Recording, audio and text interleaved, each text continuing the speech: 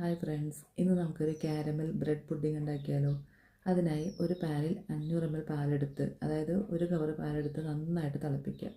പാൽ നന്നായിട്ട് തിളച്ച് വരുമ്പോൾ പാൻ ഓഫാക്കിയ ശേഷം ഒരു 3 സ്ലൈസ് ബ്രെഡ് എടുത്ത് ചെറിയ പീസാക്കിയിട്ട് പാലിട്ട് കൊടുക്കുക.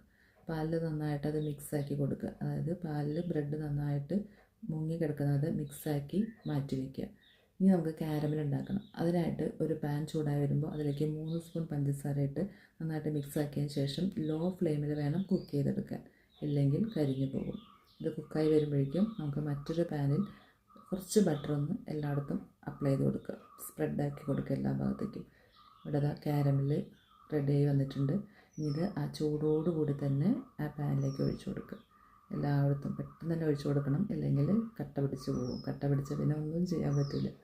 എന്നിട്ട് ഇത് എല്ലാ ഭാഗത്തേക്കും ഒന്ന് നന്നായിട്ട് സ്പ്രെഡാക്കി കൊടുക്കുക. എല്ലാ സൈഡിലും ആവണം. ആ രീതിയിലൊന്ന് നല്ലപോലെ ഒന്ന് ചുറ്റിച്ച് കൊടുക്കുക. ഇതുപോലെ നന്നായിട്ടൊന്ന് എല്ലായിടത്തും ചുറ്റിച്ച് റെഡിയാക്കി എടുക്കുക. ഇനി നമുക്ക് മറ്റൊരു പാനിൽ ഒരു 3 മുട്ട ബീറ്റ് ചെയ്തെടുക്കണം. 3 മുട്ട പൊട്ടിച്ചൊഴിക്കുക. അതിലേക്ക് ഒരു സ്പൂൺ വാനില എസൻസ് ഒഴിക്കുക. ഇനി 3 സ്പൂൺ പഞ്ചസാര ആഡ് ചെയ്ത് കൊടുക്കുക. മധുരമൊക്കെ എല്ലാവരും ഇഷ്ടത്തിനനുസരിച്ച് ഇട്ട് കൊടുക്കുക കേട്ടോ. ഇനി ഇതെല്ലാം കൂടെ നന്നായിട്ട് മിക്സാക്കി കൊടുക്കുക. നന്നായിട്ട് ബീറ്റ് ചെയ്തെടുക്കണം.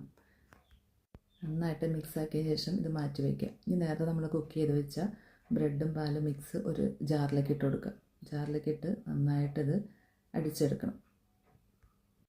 ഇത് നന്നായിട്ട് മിക്സിയിൽ അടിച്ചെടുത്തതിന് ശേഷം നേരത്തെ റെഡിയാക്കി വെച്ച മുട്ടയുടെ മിക്സിലേക്ക് ഇത് ഇട്ട് ഒഴിച്ചു കൊടുക്കുക. എന്നിട്ട് നന്നായിട്ട് മിക്സാക്കിയ ശേഷം കാരമൽ ലെയറിൽ നേരത്തെ നമ്മൾ ഉണ്ടാക്കി വെച്ച കാരമൽ ലെയറിൻ്റെ മേളിലേക്ക് കൂടെ അത് ഒഴിച്ചു കൊടുക്കുക.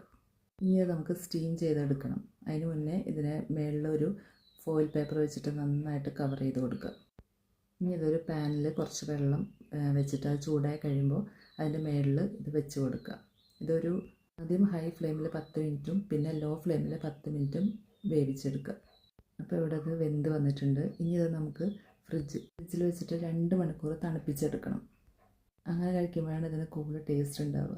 അപ്പോൾ ഇത് ഫ്രിഡ്ജിൽ വെച്ച് തണുപ്പിച്ചെടുത്തിട്ടുണ്ട്. ഇനി നമുക്കിതൊന്ന് ഒരു പ്ലേറ്റ് കൊണ്ട് കവർ ചെയ്ത് പ്ലേറ്റിലേക്ക് തട്ടിയെടുക്കാം. എങ്ങനെയുണ്ടെന്ന് നോക്കാം. ആഹാ, നല്ല പെർഫെക്റ്റായിട്ട് തന്നെ കിട്ടിയിട്ടുണ്ട്. അപ്പോൾ നമ്മുടെ ക്രീമി ആയിട്ടുള്ള നല്ല പുഡിംഗ് ഇവിടെ റെഡി ആയിട്ടുണ്ട്. ഇത് അടിപൊളി ടേസ്റ്റാണ് കേട്ടോ. ഫ്രിഡ്ജിൽ വെച്ച് തണുപ്പിച്ചുകൊണ്ട് തന്നെ നല്ല ടേസ്റ്റാണ്. വായിലിടുമ്പോഴേക്കും അലിഞ്ഞു പോകും. Super taste. അപ്പോൾ എല്ലാവരും ട്രൈ ചെയ്ത് നോക്കൂ. Okay, bye bye.